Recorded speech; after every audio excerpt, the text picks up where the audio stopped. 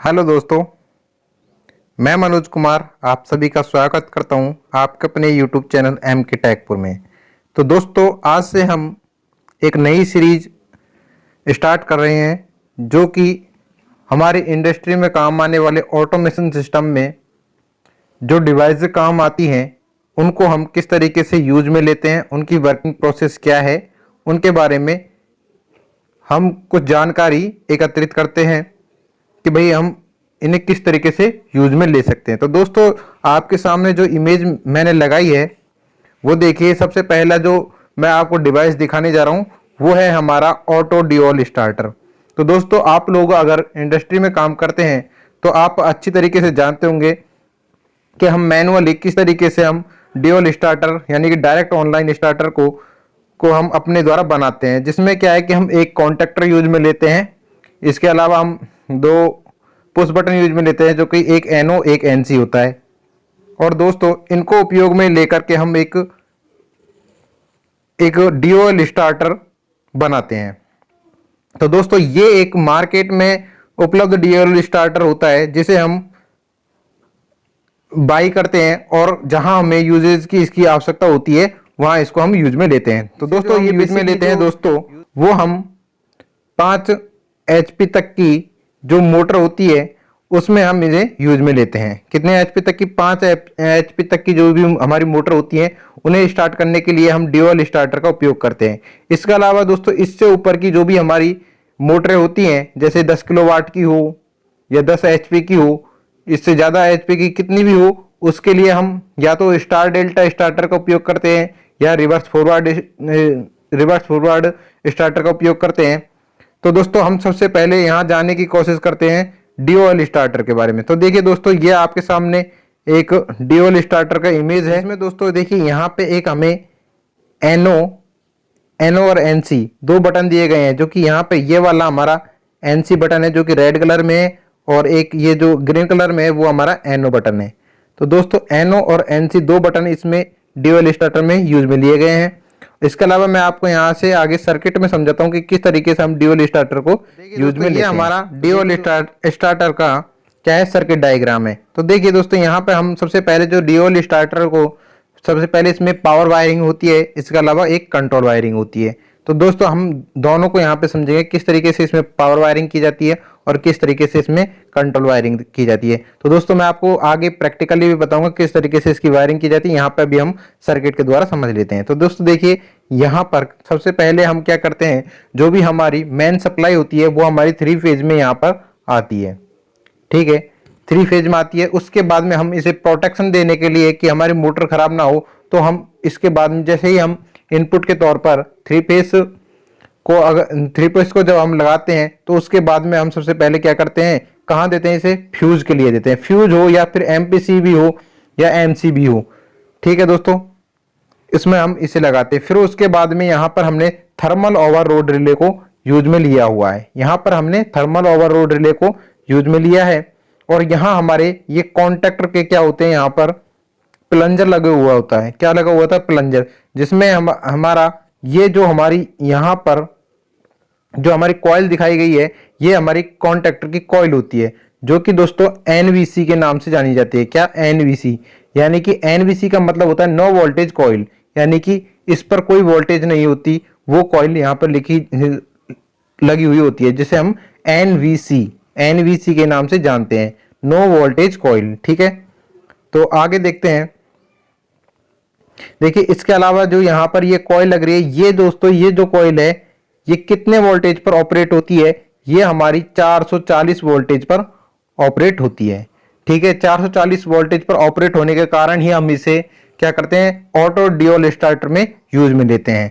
ठीक है, इसके अलावा देखिए दोस्तों, यहां पर हम एक एनो पुश बटन और एक एनसी पुश बटन, ये एनो और एनसी दो पुश बटन हम यहाँ पर इसमें कंट्रोल वायरिंग के लिए यूज में लेते हैं। इसकी कंट्रोल वायरिंग किस तरीके से की जाती है वो भी मैं आपको प्रैक्टिकली आगे दिखाऊंगा। ठीक है, ये हमारे एनो एनसी हो गए। और यहाँ से देखिए दोस्तों, ये जो हमारे प्लंजर लगा हुआ है, ये जब हमारे जैसे ही हम एनो पुश बटन को दबाते हैं तो यहाँ पर एक मैग्नेट फील्ड ऑपरेट होता है। और मैग्नेट फील्ड ऑपरेट होने के कारण ये जो प्लंजर, ये वाली जो प्लंजर वाली जो पत्ती है, ये क्या है कि ऑटोमेटिक ही पीछे की तरफ खिंचती है, पीछे की तरफ खिंचती है। इस यहाँ से इस तरफ ये जब खिंचेगी तो हमारा ये सर्किट जो है ऑटोमेटिक यहाँ से देखिए, जैसे ही ये प्लंजर इस तरफ धक्का लगेगा इसमें, तो ये देखिए ये वाली जो प्लंजर की जो पत्तियां हैं ये आपस में यहाँ से यहाँ भिड़ जाएगी, यहाँ से यहाँ लग जाएगी और यहाँ से यहाँ लग जाएगी। जैसे ही हमारा सर्किट यहाँ से या इस पर टच करता है तो हमारी मोटर जो होती है ये ऑटोमेटिक ही स्टार्ट हो जाती है। तो दोस्तों यही इसका वर्किंग प्रिंसिपल होता है। और देखिए दोस्तों यहाँ पर एक एनो, ये वाला जो है, ये जो पॉइंट जो यहाँ पर टर्मिनल लगे हुए हैं ये क्या है, एनो होल्डिंग वाले टर्मिनल होते हैं, जो कि हम मैनुअली जो हम हमारा ड्यूल स्टार्टर बनाते हैं उसमें होल्डिंग के लिए जो वायर उपयोग में लेते हैं वो यहाँ से कनेक्ट होते हैं। तो देखिए दोस्तों किस तरीके से हम यहाँ पर होल्डिंग वाला वायर लेते हैं, देखिए वो हम यहाँ पर कंटिन्यू देखते हैं। देखिए दोस्तों यहाँ से हमने सबसे पहले जब हम इसकी कंट्रोलिंग वायरिंग करते हैं तो सबसे पहले क्या होता है, हम एक फेज लेते हैं, यानी कि यहाँ पर जो हमारी कॉइल है ये कितनी वोल्ट की है, ये हमारी 440 वोल्ट की है, ठीक है। तो इसमें से हम क्या करते हैं, एक फेज को डायरेक्ट ही हम कॉइल पर जोड़ देते हैं, एक फेज, यानी कि इन तीनों फेजों में कितने कितने वोल्टेज आती है, 220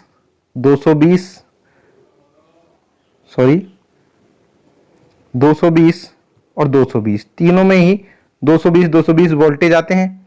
हाँ, तो अब हम क्या करते हैं, इस कॉइल को ऑपरेट होने के लिए 440 वोल्टेज की आवश्यकता होती है, इसलिए हम क्या करते हैं, हम एक फेज की वायर को लेकर के सीधा हम यहाँ पर क्या करते हैं, हमारी इस कॉइल में जोड़ देते हैं। और दूसरा जो 220 वोल्टेज होता है उसे हम कंट्रोल वायरिंग के तौर पर यूज में लेते हैं।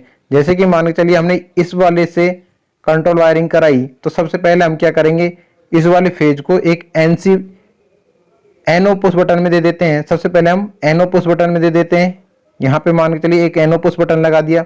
फिर उसके बाद में से इसे यहाँ से इनपुट में देने के बाद में आउटपुट से निकाल करके इसे एनसी पुश बटन से जोड़ते हैं।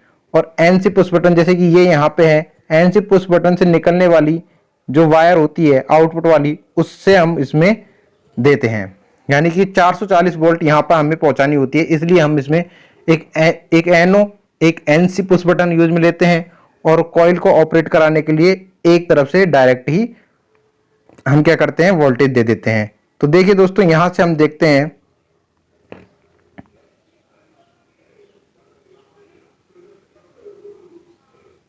तो देखिए दोस्तों हमारे पास में ये एक ड्यूल स्टार्टर है, ऑटो ड्यूल स्टार्टर। तो यहाँ पे देखते हैं हम किस तरीके से इसमें कंट्रोल वायरिंग करते हैं और किस तरीके से हम इसे ऑपरेट कराते हैं। तो देखिए दोस्तों हमने सबसे पहले कहा था कि हमको सबसे पहले क्या देना होता है, इनपुट के तौर पर 3 फेज वायर को देना होता है।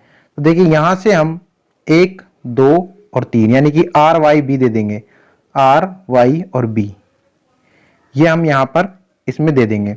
जैसे ही हम आर वाई बी देते हैं तो हमारी ये एक कॉइल है, हमारी कॉन्टेक्टर की कॉइल कौन सी है, ये है जो कि 440 वोल्टेज पर ऑपरेट होती है, ठीक है, 440 वोल्टेज पर ऑपरेट होती है।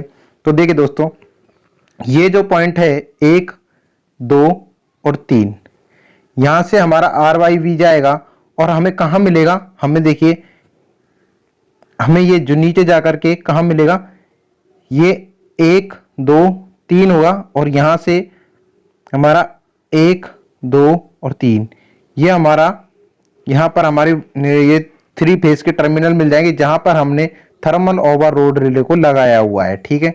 यहाँ पे हमारे थर्मल ओवरलोड रिले लगी हुई है और ये हमारे एक कॉन्टेक्टर की कॉइल है। तो देखिए दोस्तों यहाँ पर जो आपको ये वाला व्हाइट कलर का जो बटन दिखाई दे रहा है, ये वाला और एक ये वाला, ठीक है दोस्तों, ये इधर वाला जो हमारा है ये वाला, ये हमारा एनो पुश बटन है, यानी कि एनो पुश बटन जो कि हमारा ग्रीन कलर का होता है वो वाला पुश बटन है, और इधर हमारा एनसी पुश बटन लगा हुआ है, ठीक है। आपको इतना समझ में आ गया होगा कि एनो कौन सा है और एनसी कौन सा है। अब देखिए दोस्तों यहां पर हम क्या करते हैं, इस कॉइल को ऑपरेट कराने के लिए यहां पर देखिए किस तरीके से वायरिंग की गई है। यहां से देखिए इस तरफ से हमारी सबसे पहली वायर आई, आर वाली वायर जो आई है हमारी, देखिए ये हमारी आर वाली वायर यहां से चलना स्टार्ट हुई, यहां से चलना स्टार्ट हुई और इसको हमने डायरेक्टली क्या किया हुआ है, कॉइल में दे दिया है। ठीक है, ये हमने एक फेज उठाया, एक फेज उठाने के बाद में हमने डायरेक्टली कॉइल के एक टर्मिनल पर दे दिया है। अब दूसरे टर्मिनल पर यानी कि हमारा 220 वोल्टेज अब यहां पर पहुंच चुके हैं। कितने पहुंच चुके हैं? 220 वोल्टेज पहुंच चुके हैं। अब हमें क्या करना है, हमें 220 वोल्टेज और पहुंचाने, क्योंकि हमें 440 वोल्ट पर इसे ऑपरेट करना है। तो हम क्या करेंगे, देखिए यहां से हम एक फेज और लेंगे, जैसा कि हम एक फेज और लेते हैं। यहां से हमने देखिए ये जो येलो कलर का जो वायर दिखाई दे रहा है आपको, ये हमारा एनो पॉइंट पर जाके लगा हुआ है। यानी कि ये वाला और ये वाला दोनों एनो पॉइंट है और ये दोनों एनसी पॉइंट है। ठीक है दोस्तों, तो ये वाला जो हमारा एनो पॉइंट है, यहां से हमने येलो कलर वाले वायर को यहां से उठाया, यहां से उठाने के बाद में एनो पे दे दिया, यानी कि जो हमारा एनो पुश बटन में यहां पे चला गया है। इसके बाद में हमने एक लूप बनाया, लूप बनाने के बाद में हमने यहां से वायर उठाया और ये रेड कलर वाला जो वायर है ये हमने एनसी पुश बटन पर दे दिया। ठीक है, एनसी पुश बटन हमारा कौन सा था? ये वाला एनसी पुश बटन था। यानी सबसे पहले हमने एनओ में दिया, फिर एनसी में दिया। एनसी में देने के बाद में एनसी टर्मिनल के आउटपुट से हमने वायर उठाया और ये यहां से लाल कलर में देख सकते हो आप, यहां से वायर उठाया, उठाने के बाद में हमने यहां से ये हमने डायरेक्टली कॉइल पर दे दिया। ठीक है दोस्तों, अब हमारा क्या होगा, देखिए जब हम हमारा एनसी और एनओ, ये जो पुश बटन है, जब हम एनओ पुश बटन को देंगे तो वो नॉर्मली स्थिति में क्या होता है, एनओ ओपन कंडीशन में होता है। तो जैसे ही हम एनओ पुश बटन को दबाएंगे तो हमारा क्या यहां से एनसी होता है, तो डायरेक्टली हमारी यहां से कॉइल ऑपरेट हो जाएगी। तो देखिए दोस्तों, इस तरीके से हम इस कॉइल को ऑपरेट करते हैं और ये कॉइल ऑपरेट होने के बाद में हमारा जो मोटर के जो 3 फेज के जो वायर होते हैं उसके कनेक्शन यहाँ पे हम दिए हुए होते हैं, जिससे क्या है कि हमारी मोटर ऑपरेट हो जाती है। ठीक है दोस्तों, अगर दोस्तों आपको ये वीडियो और इससे मिली जानकारी अच्छी लगी है तो प्लीज़ चैनल को सब्सक्राइब करें। आपको इसी तरीके की आगे वीडियो भी मिलती रहेगी।